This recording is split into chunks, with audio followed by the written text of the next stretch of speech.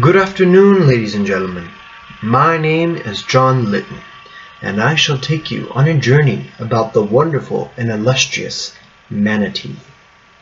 The manatee's scientific name is Triechus.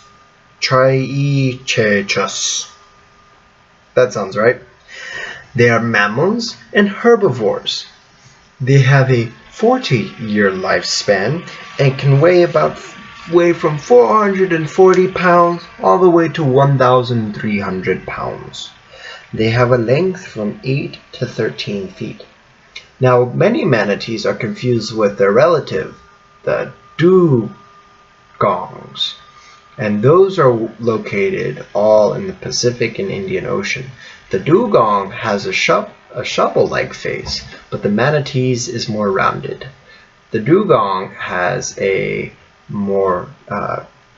they have a split flipper, while the manatee is more paddle-like.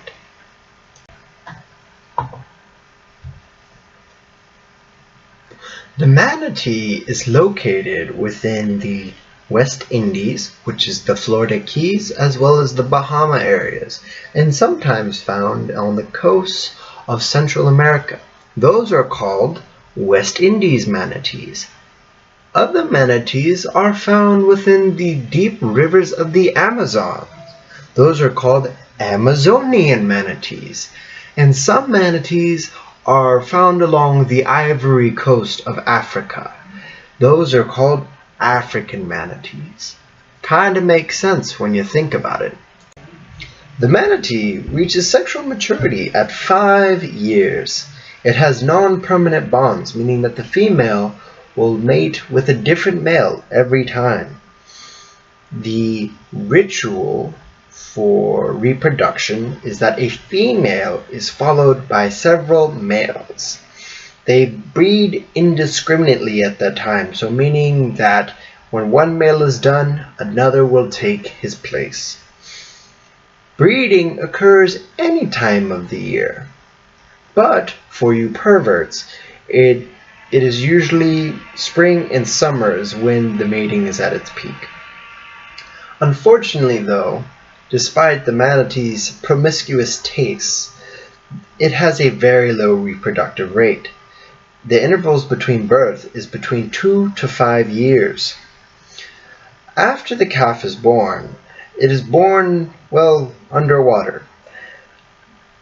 The mothers must assist the calf for about an hour until the calf can learn how to swim on its own. The calf also nurses underwater with the mother's teats located under her flippers. This happens for about a few weeks. After those few weeks are over, the calf will start learning how to eat plants. The calf will stay dependent with its mothers for about 1 to 2 years. After 1 to 2 years, the calf will eventually go on its own in the herd, and when it reaches 5 years, it shall reproduce once more. The manatee has a very interesting eating habit. They are herbivores, and they're also voracious eaters, meaning that they eat constantly. Their diet varies from seagrass, seaweeds, and algae. And interestingly enough, they eat 1/10 of its own weight in 24 hours. So that is about, for the biggest manatee at 1,300 pounds, that's a solid 130 pounds. For myself, I weigh about 195. That's eating 19 pounds of food in 24 hours. Practically an impossible task for myself. I don't know how they do that. The manatee faces many threats towards its survival. These slow-moving creatures in shallow waters are perfect for hunters and poachers. Many hunters and poachers will sell the manatee's hides, bones, and oils, either in the black market or within the country's regular markets. They are also very prone to boating accidents as well. Those propellers are sharp and will tear straight through a manatee and basically tear them into ribbons. The manatees are slow-moving creatures, moving, from on an average 5 miles per hour, at its fastest 15.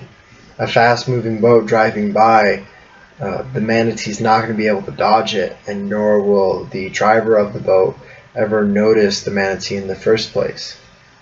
He may not see it and hit it, and so well on that. Manatees are also to be known to get caught in fish nets, where they basically drown if they get too tangled up in them. It is quite unfortunate that manatees have to face these kinds of circumstances. They were placed on the endangered species list for quite a while. However, new conservation, activism and laws that are in place have now brought it from the endangered species list all the way up to high risk. I think that's basically some good hope that we can have. There are many preventative measures in place that help the manatee get pushed out of the endangered species list into the high risk list. There are many rehabilitation programs all throughout the southern United States centered and geared towards rehabilitating manatees that have been hit by boat propellers. There are also numbers that people can call in order for an emergency evac for manatees that do get hit by boat propellers. There's a lot of grassroots activism, meaning that people are out there helping out manatees. There's more support. Manatees have become a very popular creature, and people love them. They love them. And people find it important to protect them nowadays. So there's a lot of hope going towards something. So I bid you farewell, adieu, and thank you for listening about the manatee. Thank you.